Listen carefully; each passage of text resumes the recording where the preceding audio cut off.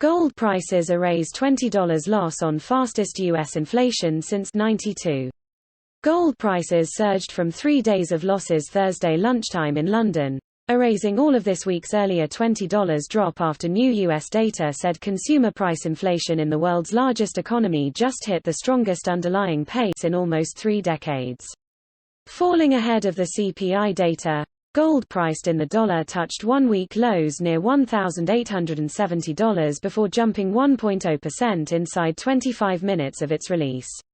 Today's estimate from the U.S. Bureau of Labor Statistics said the headline cost of living jumped 5.0% in May from a year before, the fastest since mid-2008, when crude oil prices hit their current record of $150 per barrel just ahead of the crash phase of the global financial crisis.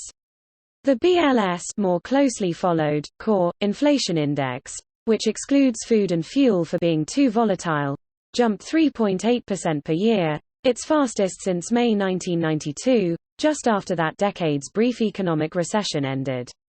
Longer-term interest rates rose worldwide both before and after the U.S. CPI figures on Thursday, bouncing sharply from yesterday's multi-week lows. Western stock markets meantime held little changed overall after the MSCI World Index retreated overnight from Tuesday's fresh all-time record high. Together with U.S. inflation figures, monthly U.S. wage data show the biggest decline in real average earnings since '08, says Bloomberg columnist John Arthurs. This is almost certainly transitory, thanks to the rehiring of lower-paid workers in recent weeks.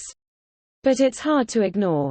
More than 2.3 million new stimulus checks have been sent, says CNBC, reporting U.S. government figures, representing over $4.2 billion in payments to Americans, as part of President Biden's COVID recovery plan.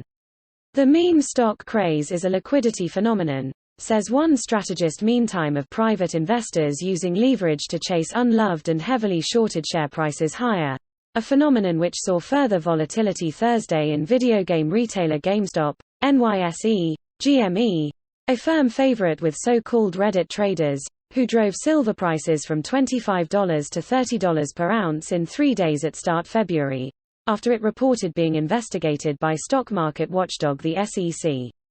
Silver, like gold today, rallied back to last week's closing level, trading 40 cents higher from an overnight low to reach $27.95 per ounce. The UK gold price in pounds per ounce also rallied back to last week's finishing level to trade at £1,335. Gold priced in the euro meantime rose sharply back to €1,551 per ounce, just €10 shy of last month's closing level, its highest month-end since October.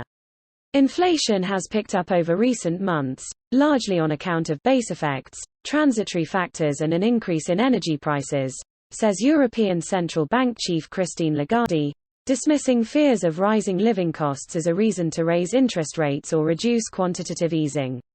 With Eurozone inflation reaching 2.0% for only the 8th time in the last 60 months in May, Lagarde's team at the 19-nation central bank today decided to confirm what it chose to reconfirm at the previous meeting in April, namely, its very accommodative monetary policy stance, of holding deposit rates at -0.5% per year and creating new money to buy government bonds up to a total of €1.9 trillion, until at least the end of March 2022. Inflation is expected to rise further in the second half of the year, the ECB president added, before declining as temporary factors fade out, and remain below our aim over the projection horizon. Looking at gold investment ahead, we expect flows to be positive in 2021 on the economic reflation trade, says analysis from French bank and London bullion market maker Société Générale, but rising interest rates mean that there are conflicting forces affecting the gold price. It will be important to evaluate whether the market remains focused on real rates, which should stay slightly negative due to inflation, or nominal rates, which should rise and appears to increase the opportunity cost of holding gold.